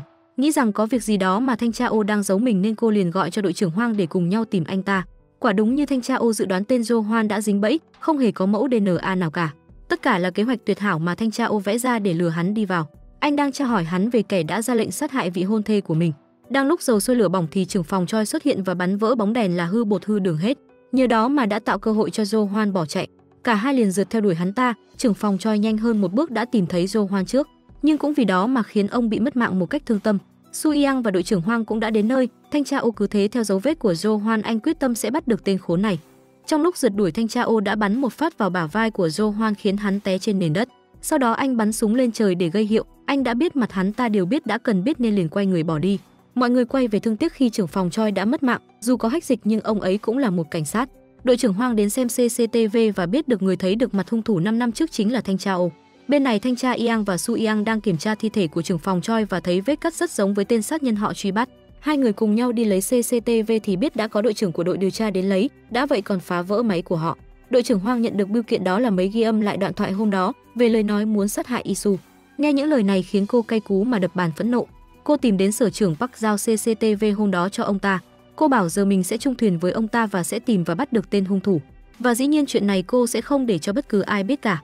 Sở trưởng cũng rất biết điều, bảo khi cô làm tốt việc này thì chỗ ngồi của cô sẽ được chuyển lên chỗ ở trưởng phòng còn trống. Thanh tra ô cũng đã có một cuộc đối thoại nhẹ với Johan, hắn nói cho anh biết vì sao mình 5 năm trước không bị bắt. Đó chính là do dục vọng và ham muốn các người, thứ được chôn chặt trong trái tim của người đó. Hắn biết rõ mục đích thật sự của thanh tra ô không phải là tống hắn vào tù mà muốn biết Han Isu do ai hạ lệnh sát hại. Luyên thuyên xong thì đội trưởng Hoang bước ra cùng còng số 8 siết tay thanh tra ô vì là tình nghi sát hại trưởng phòng Choi. Sau đó cô tham gia họp báo, khi được hỏi về thanh tra ô đã bị bắt thì đội trưởng Hoang lại bơ đi không trả lời. Mọi người ở đội 1 cũng rất khó hiểu bởi quyết định này của đội trưởng Hoang. Su Yang thấy việc thanh tra ô bị bắt rất vô lý, chị ta bảo sẽ tự mình đi giải quyết rồi đi lên sân thượng gặp Jimin. Anh ấy đã khoanh vùng 6 viên cảnh sát đã xin nghỉ phép vào ngày cô gái bị bắt chung với đội trưởng Hoang mất. Jimin hỏi tại sao lại bắt thanh tra ô, đội trưởng Hoang liền khuyên cậu một câu đừng có đặt nhiều câu hỏi quá và chỉ cần làm những gì chị ta bảo. Sau đó chị ta đến gặp thanh tra ô, anh ngồi kể lại việc mình muốn bắt tên đó trong âm thầm liền bị trưởng phòng Choi cản trở. Anh nói cho cô biết vì sao mình bậc thầy thao túng tâm lý profiler. Anh phân tích tình huống và thấy kẻ luôn bắt tay với ông ta là đội trưởng Hoang đây. Trong hoàn cảnh anh đã sắp dò la được thì chị đã cố tình bắn Shin Gyeong-su. Rồi cũng chính chị là người lập kế hoạch đưa Shin Gyeong-su vừa mới tỉnh ra khỏi bệnh viện. Và còn điều quan trọng đó là bắt giữ anh, một người không hề liên quan đến việc điều tra. Cô không muốn tôi bắt được tên đó phải không? Đội trưởng Hoang nghe như bị đi giúp trong bụng liền phẫn nộ giãy đành đạch. Anh cũng cho chị biết mục đích thật sự của mình đơn giản là biết được ai là người đã yêu cầu sát hại Isu. Trên sân thượng thanh tra Yang đã nói chuyện riêng với Jimin, anh biết cậu ấy đang giấu cả đội chuyện gì đó. Dù thế nào anh cũng khuyên anh hãy cùng nhau bắt lấy tên hung thủ ấy. Tại phòng đội điều tra đặc biệt, Johan ngồi vào máy của Jimin tính làm điều gì đó thì bất ngờ Su Yang bước vào. Cô nhớ hắn ta giúp mình có thể vào gặp thanh tra ô để nói chuyện. Khi gặp được thanh tra ô, cô bộc bạch hết cảm xúc của mình về việc mình rất tin tưởng anh. Cô đưa cho anh tai nghe và bảo nếu có yêu cầu thì hãy nói với cô sẽ làm tốt với tư cách là một cảnh sát tốt. Jimin đã tìm được một căn phòng cũ kỹ trong sở để có thể có một buổi phỏng vấn bí mật với 6 đối tượng khoanh vùng. Tên Johan trong lúc thay đồ đã buộc miệng nói ra những thứ không hay, khi đóng cửa thì thanh tra Yang liền ở ngay đó. Anh vui vẻ ra tiễn hắn ta ra về nhưng cũng nhầm ẩn dụ mọi chuyện rối tung trong sở đều do tên này gây ra. Jimin cũng đi tới đây để mời tên Johan này đi thẩm vấn với lý do là để phục chức. Thanh tra Yang cũng dẫn Su Yang đến phòng điều tra bí mật, nơi này có thể thông với nơi của đội trưởng Hoang bên kia. Tất cả những thứ này là do anh và Jimin đã cùng nhau chuẩn bị vì thấy đội trưởng Hoang hết sức kỳ lạ nên cả hai đã hợp tác. Su Yang bắt đầu kể những chuyện đang diễn ra ở đây cho thanh tra ô nghe. Anh yêu cầu cô hãy quan sát và miêu tả lại cử chỉ của đội trưởng Hoang. Đội trưởng lấy tay để vuốt trán rồi dùng tay đó để sờ vào cổ. Việc vuốt trán là thấy cô ấy đang rất bất tiện. Thêm vào đó dùng một tay để chạm lên cổ, tay còn lại được khống chế bởi tay kia chứng tỏ đang căng thẳng cực độ và bất an. Căn bản những lời thẩm vấn với Johan cô đều không lọt vào tai vì cô đang sợ hãi người đối diện mình. Cô ấy sợ hãi khi nghĩ rằng người đối diện chính là tên đó. Sau đó thanh tra ô yêu cầu cô đi làm một việc giúp mình. Su Yang liền đi tới máy tính của Jimin để tra thông tin về Ji Seong, cô gái bị bắt cùng với đội trưởng Hoang. Khi xem profile để tìm điểm liên kết, cô thấy được dòng chữ San Arium. Cô nhớ lại mình đã thấy từ này ở trong sọt rác của đội trưởng Hoang, đó là tên của một cửa hàng hoa. Su Yang liền đi tới đó điều tra thì biết được 5 năm nay tháng nào đội trưởng Hoang cũng tới đây mua hoa. Su Yang sau đó di chuyển tới nơi tưởng niệm để tìm cho cốt của Lee Ji Seong. Cô bắt đầu báo cho thanh tra ô về những thông tin mình có được. Suốt 5 năm qua vào mỗi cuối tháng 11, cô ấy đều viếng Lee Ji Seong. Thanh tra ô cho cô biết ngày 29 tháng 11 năm ấy Lee Ji Seong đó là nạn nhân thứ 11 của tên đó.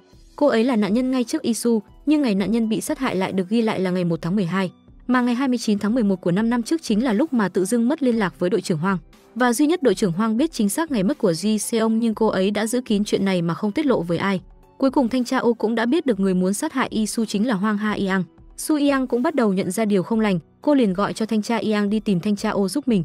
Johan bên này đã lộ bộ mặt thật, hắn ta không muốn diễn nữa liền dùng dây siết lấy cổ của cô, gợi nhớ cho cô quá khứ trong nỗi sợ ấy. 5 năm trước hắn để cô sống để nói ra điều hắn muốn và giờ hắn cũng sẽ làm như vậy, còn đội trưởng Hoang thì đã sợ tới mặt tái mét. Su Yang thì vội vã rồi điện thoại cho thanh tra Yang, lúc này người bắt máy lại chính là tiền bối của cô. Hắn ta không giấu giếm thân phận nữa mà trực tiếp nói với cô mình chính là kẻ đó. Hắn đang ra sức sát hại thanh tra Yang, tuy Su Yang đã ra sức cầu xin hắn ta nhưng vẫn không hề có kết quả với tên máu lạnh này. Xử xong thanh tra Yang, hắn còn nhẫn tâm ném thi thể anh ta xuống sảnh và bảo đó là thư mời dành cho các người đấy. Việc nhìn đồng đội mất trước mặt mình khiến cả đội một bất thần như người mất hồn. Họ cùng nhau đến nơi khám nghiệm tử thi, đội trưởng yêu cầu mọi người ra ngoài, cô muốn được một mình. Một người lạnh lùng, khó chịu, nghiêm khắc như cô bây giờ mới dám cất tiếng khóc khi một mình. Người quan tâm tới cảm xúc của cô nhất giờ đã vì sự ích kỷ của cô mà mất mạng. Con người là vậy, đến khi có mất mát xảy ra thì họ mới bắt đầu trân trọng những người kế bên mình. Su Yang trở về căn trọ vắng, cô bật khóc trong đêm khi nhớ về những hình ảnh đẹp nhất về anh tiền bối của mình. Đội trưởng Hoang và thanh tra Ô đã gặp nhau ở khu xưởng cô bị bắt năm xưa. Cô bật khóc khi không thể làm được gì vì sợ hãi, dù biết tên đó là ai và cô nói cái tên Isu vì chỉ muốn sống. Thanh tra Ô bảo cô hãy đi chết đi vì giờ dù cô có sống thì cũng không thể làm được gì. Cô ngã quỵ khóc không thành tiếng, lấy súng chĩa vào đầu mình, nhớ về cô bạn thân thiết nhưng cô vẫn không thể ra tay với chính mình. Bên này tên Johan đang ở căn cứ của thanh tra Ô và nghe bài nhạc du dương khi Isu còn sống hay đàn. Hắn ta gọi đến cho thanh tra Ô để cà khịa về việc Hoang Ha Yang, rồi buông đủ lời khiêu khích với anh. Hắn hỏi anh có tò mò lý do mà hắn lại chọn Hoang Ha Yang mà không phải là một ai khác không? Thanh tra Ô liền đáp, đó đơn giản chỉ là trò đùa với mày, nhưng với Johan thì câu trả lời đó chỉ được 50. Thanh tra Ô bảo hắn hãy yên tâm vì anh sẽ đứng ở sau lưng hắn vào thời điểm mà hắn không ngờ tới nhất. Sáng hôm sau, Su Yang đến gặp đội trưởng Hoang trên sân thượng, hai người đều nhận lỗi sai lần này là do họ gây ra. Chị cũng kể lại tối qua mình đã gặp Oh Hyun-jae và có lẽ anh ta định đồng quy vu tận với tên máu lạnh kia, nên giờ chị phải chịu trách nhiệm về lựa chọn của mình.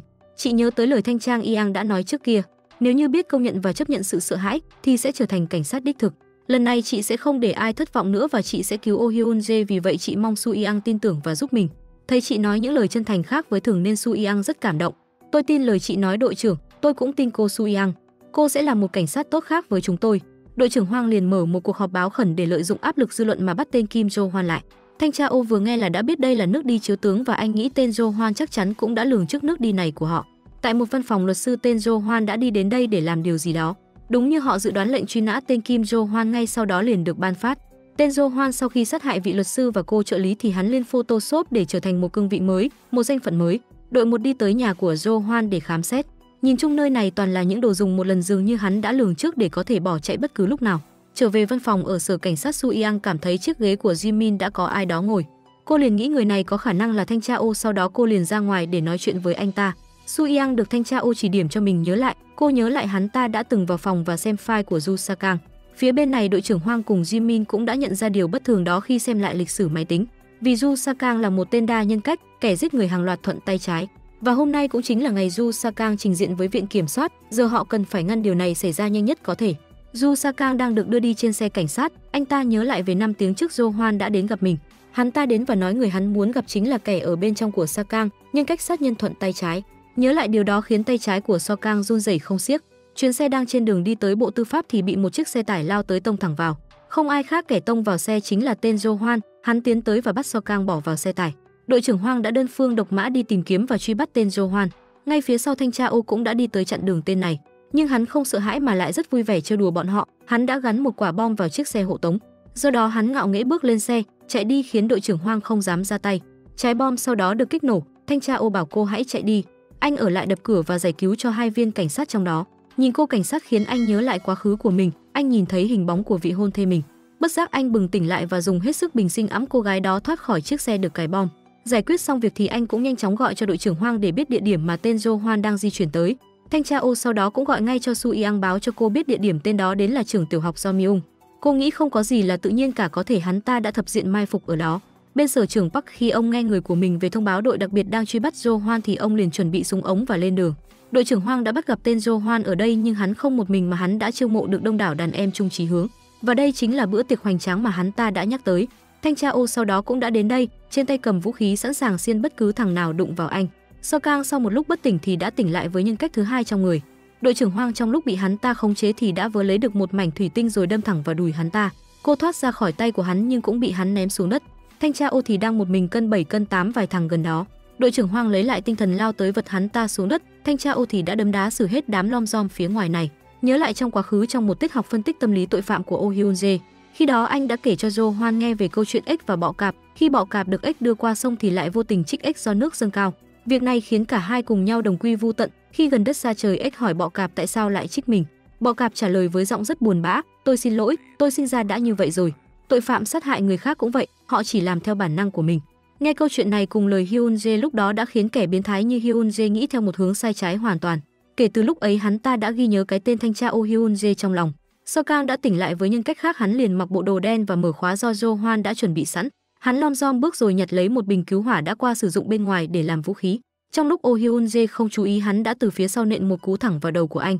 Đội 1 đã tới nơi nhưng đã bị đội 2 người của sở trưởng Park cản lại không cho vào. Ông ta gọi đến cho người của mình, hạ lệnh khi bắt gặp thanh tra Oh hay tên sát nhân thì phải liền cho chúng ăn kẹo đồng ngay lập tức. Su Yang quan sát xung quanh thì cảm thấy họ không có ở nơi này mà là ở phía sau trường học.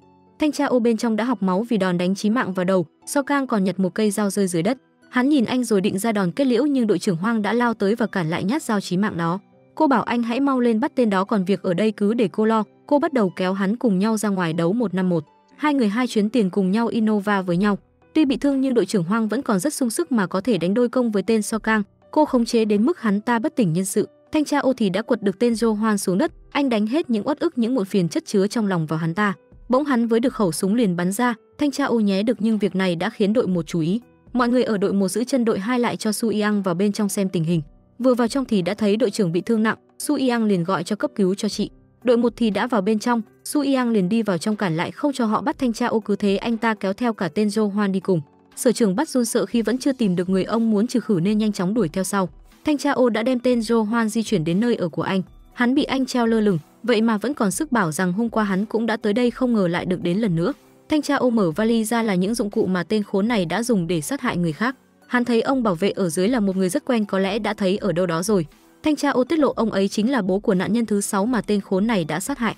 Bên ngoài ông bảo vệ ấy đã đập nát vân tay mở cửa để không một ai có thể vào đây.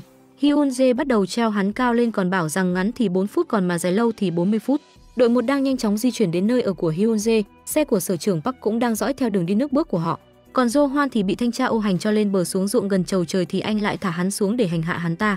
Sau khi đưa Su Yang đến nơi thì hai người đồng đội liền lái xe đi để đánh lạc hướng của đám người sở trưởng Park. Thanh tra Oh đã muốn đưa hắn ta đi chầu trời nhưng hắn lại luyên thuyên về người thật sự khiến vị hôn phu anh mất làm anh lại mũi lòng. Anh cầm cây búa trên tay bảo luyên thuyên mất thời gian thì sẽ cho ăn một búa vào đầu. Hắn liền nói kẻ thật sự sát hại Isu chính là anh. Hắn bắt đầu đánh đòn tâm lý bảo rằng do anh đã lưỡng lự khi vào cứu nên cô ấy mới có kết cục như thế. Anh đã hoàn toàn bị hắn thao túng tâm lý. Trong lúc đó thì hắn đã thoát khỏi được còng tay. Giờ anh không còn nhìn thấy được nữa vì tâm lý bất ổn. Jo Hoan cầm con dao trên tay lao tới tấn công thanh tra Oh vô số nhát chí mạng vào người. Su Yang sau khi thấy cửa sửa thì cũng đã leo trèo lên tận trên để vào đây. Khi cô tới nơi gọi thì không thấy người trả lời, còn cửa thì đã bị khóa. Hắn bảo thanh tra Oh đừng nên lo cho cha Su Yang quá vì sớm muộn thôi cô ấy sẽ là người kế tiếp và hắn sẽ được người đời công nhận là một kẻ sát nhân hoàn hảo. Hắn lấy sợi dây hành xử của mình để xử lý thanh tra Oh nhưng anh đã kịp dùng tay ngăn lại và lật kèo. Anh dùng hết sức bình sinh để xử lý hắn ta. Su Yang cũng đã mở được cửa chạy vào trong, nhưng cô không ngăn cản mà nhìn anh hành sự. Tên kia bất tỉnh thì Hyun Jae cũng buông ra. Anh bất ngờ khi Su Yang lại tin tưởng mình sẽ không đưa hắn ta đi chầu trời. Thanh tra Oh thấy rằng tên này hắn nghĩ hắn sẽ được chốt một cách hạnh phúc nhưng nỗi đau sẽ bắt đầu một khi hắn tỉnh dậy. Anh hỏi cô mình là một cảnh sát tốt hay ngược lại. Su Yang thì lại thấy những lời này liền bước tới nói: con người ta nói bản chất của con người đã được quyết định sau khi sinh ra, nhưng tôi lại nghĩ lời này không đúng. Người có bản chất tốt đẹp thì cũng có thể thay đổi hoàn toàn. Những người có bản chất xấu xa cũng có thể vượt qua được cái đen tối trong họ. Và đó là những gì cô nhìn thấy vì cô chỉ nhìn vào ý chí của con người. Để bản thân không thay đổi mà chiến đấu đến cùng, lúc đấy trở thành người tốt hay xấu là do bản thân lựa chọn. Nghe xong những lời của Su Yang thì anh liền vội vã rời đi. Ở bên này đội trưởng Hoang cũng đã trải qua ca phẫu thuật và thành công giữ lấy mạng sống của mình. Sáng hôm sau mọi thứ đã trở về quỹ đạo vốn có, sở trưởng Park đã bị bắt. Tại nhà tang lễ 1 tháng sau đó, đội trưởng đã đi tới viếng thăm người đồng đội thanh tra Yang. Cô hối hận buồn bã vì lúc anh còn sống những lời anh nói cô lại bỏ ngoài tai. Su Yang ấy vậy mà đã là thành viên ở đội cảnh sát điều tra đặc biệt 2 năm, đang nói chuyện với bố mình thì deadline lại dí.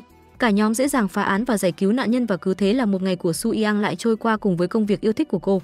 Những gì nhìn thấy không phải đều là sự thật, nếu chúng không phải là sự thật thì chúng ta phải nhìn gì đây? Nếu vậy thì các bạn hãy nhìn những thứ mà mình mong muốn cho mọi người thấy. Được rồi, bộ phim đến đây là kết thúc. Các bạn bỏ ra 3 giây đăng ký kênh để ủng hộ chúng mình nha. Cảm ơn các bạn đã đón xem kênh của chúng mình. Hẹn gặp lại mọi người trong bộ phim tiếp theo. Tập hôm nay đến đây là hết mất rồi. Cảm ơn các bạn đã theo dõi. Còn giờ thì xin chào và hẹn gặp lại.